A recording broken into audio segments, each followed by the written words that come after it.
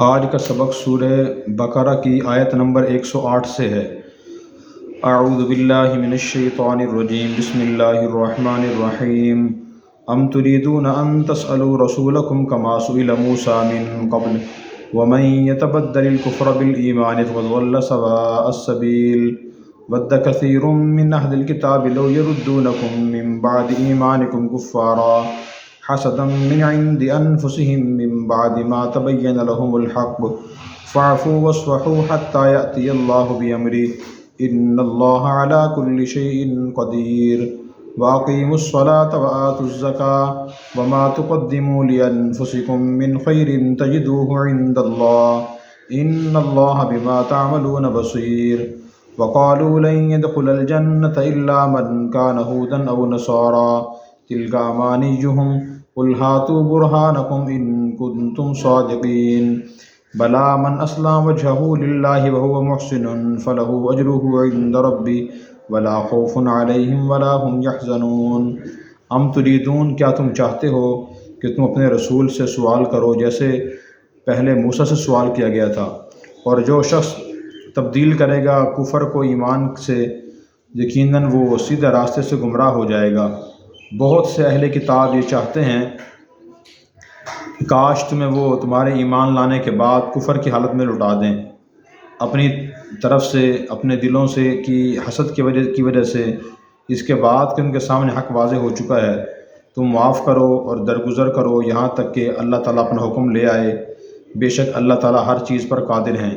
واقیموا الصلاۃ وآتوا الزکاۃ، اور تم نماز قائم کرتے رہو اور زکوٰۃ ادا کرتے رہو، اور جو نیکی تم اپنے لیے آگے بھیجو گے تم اسے اللہ کے پاس پاؤ گے، بے شک اللہ تمہارے اعمال کو دیکھ رہے ہیں۔ اور انہوں نے کہا کہ ہرگز جنت میں داخل نہیں ہوں گے مگر وہ جو یہودی ہیں یا نصرانی، یہ ان کی آرزوئیں اور امیدیں ہیں۔ فرما دیجئے کہ تم لے آؤ اپنی دلیل اگر تم سچے ہو۔ کیوں نہیں؟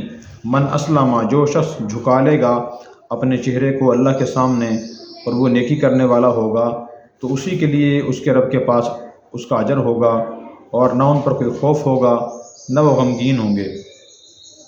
آیت نمبر 108 میں اللہ تعالیٰ نے تنبیہ کی ہے کہ مسلمان اور آپ کے زمانے کے یہود و نصارہ نبی کریم صلی اللہ علیہ وسلم سے فضول سوالات نہ کریں، اور پھر آپ کو تسلی دی ہے کہ آپ سے پہلے موسیٰ علیہ السلام سے بھی یہودیوں نے فضول سوالات کیے تھے، آپ پریشان نہ ہوں۔ اور پھر یہ فرمایا کہ جو شخص ایمان کے بدلے میں کفر اختیار کرے گا تو وہ سیدھے راستے سے گمراہ ہو جائے گا، یعنی گستاخانہ سوالات کرنا، فضول سوالات کرنا، یہ نبی کی گستاخی ہے اور یہ کفر کے مترادف ہے۔ موسیٰ علیہ السلام سے لوگوں نے کیسے سوالات کیے تھے پیچھے گزر چکا ہے کہ جب موسیٰ علیہ السلام تورات لے کر تشریف لائے تو یہودیوں نے کہا تھا ہمیں تو علم نہیں کہ اللہ کی کتاب ہے یا نہیں، ہمیں اللہ تعالیٰ سے پوچھوائیے۔ تو موسیٰ علیہ السلام بنی اسرائیل کے 70 سرداروں کو لے کے کوہ طور پر تشریف لے گئے، اور وہاں پھر اللہ کی طرف سے آواز آئی کہ موسیٰ کو میں نے کتاب دی ہے۔ ان یہودیوں نے گستاخی کی، انہوں نے کہا کہ نہیں، آپ اللہ تعالیٰ سے کہیں کہ اللہ ہمارے سامنے آ کر کہے میں نے کتاب دی ہے۔ یہ بڑا غلط سوال انہوں نے کیا تھا۔ تو اسی طرح نبی کریم صلی اللہ علیہ وسلم سے آپ کے زمانے کے یہودی مشرکین بعض بیہودہ سوالات کرتے تھے۔ مثلاً اہل کتاب نے حضور سے یہ سوال کیا کہ جیسے موسیٰ علیہ السلام پر تورات اکٹھی ایک بار نازل ہوئی تھی تو قرآن آپ پر ایک بار اکٹھا کیوں نازل نہیں ہوتا، آہستہ آہستہ کیوں نازل ہوتا ہے؟ تو آپ بھی اکٹھا قرآن لے کے آئیں تو ہم ایمان لے کر آئیں گے۔ تو اللہ تعالیٰ نے اس کا جواب دیا لنثبت بہ فؤادک، ہم آہستہ آہستہ اس لیے نازل کر رہے ہیں تاکہ آپ کے دل میں اچھی طرح جم جائے اور بیٹھ جائے۔ جیسے ہم ایک مہینے خوراک اکٹھی ایک دن نہیں کھا سکتے بلکہ روزانہ کچھ خوراک کھاتے ہیں، روزانہ 3 وقت خوراک کھاتے ہیں، اکٹھی ایک وقت میں ساری خوراک نہیں کھاتے تاکہ پہلی ہضم ہو جائے پھر دوسری ہم کھا لیں۔ یہی مثال قرآن کریم کی آہستہ آہستہ نازل ہوا تاکہ جو نازل ہوا تھوڑا سا مسلمان اس کو سمجھ لیں، عمل میں لے آئیں، ذہن نشین کر لیں، پھر اگلا حصہ نازل ہو جائے گا۔ تو اس لیے قرآن کریم 23 سال کے عرصے میں نازل ہوا ہے۔ اسی طرح بعض مشرکین حضور سے سوال کرتے تھے کہ آپ مکہ میں نہریں چلا دیں، پہاڑی علاقہ ہے، اور زمین کو ہموار کر دیں تاکہ ہم کاشت کر سکیں، تو ہم ایمان لے کر آئیں گے۔ تو اللہ تعالیٰ نے یہ فرمایا کہ تم ایسے سوالات نہ کرو، ایسے فضول سوالات کرنا یہ برا ہے۔ اور آج بھی بہت سے مسلمان علماء سے ایسے سوالات کرتے رہتے ہیں اپنی کم فہمی کی وجہ سے، کم علمی کی وجہ سے۔ مثلاً بعض لوگ پوچھتے ہیں کوا کھانا حلال ہے جی، ان سے پوچھا جائے کہ آپ نے کوا کھانا ہے، کہتے ہیں کہ نہیں کھانا تو نہیں ہے، پھر آپ کیوں پوچھ رہے ہیں؟ جی ویسے ہی پوچھ رہا ہوں میں۔ تو جو جس سوال کا کوئی عمل سے تعلق نہ ہو، بنیادی عقائد سے تعلق نہ ہو، ایک عام مسلمان کو علماء سے وہ سوال نہیں کرنا چاہیے۔ اس کے بعد پھر اللہ تعالیٰ نے آیت نمبر 109 میں یہ فرمایا کہ بہت سے اہل کتاب چاہتے ہیں کہ تمہیں ایمان کے بعد کفر کی حالت میں لٹا دیں، اور ان کی یہ خواہش حسد کی وجہ سے ہے، حالانکہ حق ان کے سامنے واضح بھی ہو چکا ہے۔ جو اہل کتاب یہود و نصارہ تھے وہ نبی کریم سے و مسلمانوں سے خاص طور پر اپنی ہمدردی کا اظہار کرتے تھے کہ ہم آپ کے خیر خواہ ہیں، ہمدرد ہیں، آپ دین اسلام چھوڑ دیں اور آپ پہلی حالت میں آ جائیں۔ دیکھیں اختلاف ہو رہا ہے، کچھ لوگ مشرک ہیں، کچھ یہودی ہیں، کچھ نئے مذہب اسلام میں داخل ہو گئے ہیں، تو آپ یہ چھوڑ دیں۔ تو اس طرح کی وہ خیر خواہی ہمدردی کے پیرائے مسلمانوں سے بات کرتے تھے، تو اللہ تعالیٰ نے فرمایا کہ یہ سب ان کی کارروائی حسد کی وجہ سے ہے، اور حق ان کے سامنے واضح بھی ہو چکا ہے کہ مذہب اسلام محمد صلی اللہ علیہ وسلم حق پہ ہیں، یہ حسد کی وجہ سے یہ کام کر رہے ہیں۔ تو آپ ایسا نہ کیجئے، اس میں ہمارے لیے سبق ہے۔ آج بھی بہت سے مستشرقین یورپ کے محققین اور غیر مسلم وہ علم اور تحقیق کی بنیاد پہ نئی نئی باتیں پیش کرتے رہتے ہیں جو اسلامی تعلیمات کے خلاف ہوتی ہیں، تو مسلمانوں کو ان کی طرف توجہ نہیں کرنی چاہیے۔ مثلاً عورتوں کے لیے پردے کا اسلامی جو پردہ ہے اسے کہتے ہیں کہ یہ ان کی قید ہے، ان کے لیے عورتوں کو آزادی ہونی چاہیے۔ آزادی کا مطلب ان کے ہاں یہ ہے کہ عورت پورا لباس نہ پہنے، چہرہ اور سر کھول کر بازاروں میں پھرتی رہے، جیسے مرد باہر پھرتے ہیں عورتیں بھی بلا ضرورت پھرتی رہیں، خود اپنے سارے کام کاج کریں۔ اسلام اور کہتے ہیں کہ یہ آزادی ہے، آزادی نہیں، اس میں عورت کی رسوائی ہے۔ اللہ تعالیٰ نے گھر کے کام عورت کے ذمہ رکھے ہیں اور باہر کام مرد کے ذمہ رکھے ہیں، بغیر ضرورت کے عورت کو باہر جانے سے منع کیا ہے۔ اور پھر فرمایا کہ یہ سب کارروائی حسد کی وجہ سے ہو رہی ہے، اور حسد بہت بری بلا ہے۔ ابلیس نے آدم علیہ السلام سجدہ کرنے سے جو انکار کیا، آدم علیہ السلام کے بیٹے قابیل نے حابیل کو جو قتل کیا ہے، اور اسی طرح یوسف علیہ السلام بھائیوں نے اپنے بھائی یوسف پر جو ظلم کیے ہیں، اور یہود و نصارہ جو حضور صلی اللہ علیہ وسلم پر ایمان نہیں لائے، وہ حسد کی وجہ سے ایمان نہیں لے کر آئے۔ اس لیے حسد سے بچنا چاہیے۔ حسد کا مطلب یہ کسی کے پاس دین یا دنیا کو نعمت دیکھ کر یہ تمنا کرنا کہ اس سے چھن جائے، اس کے پاس نہ رہے، خواہ مجھے ملے یا نہ ملے۔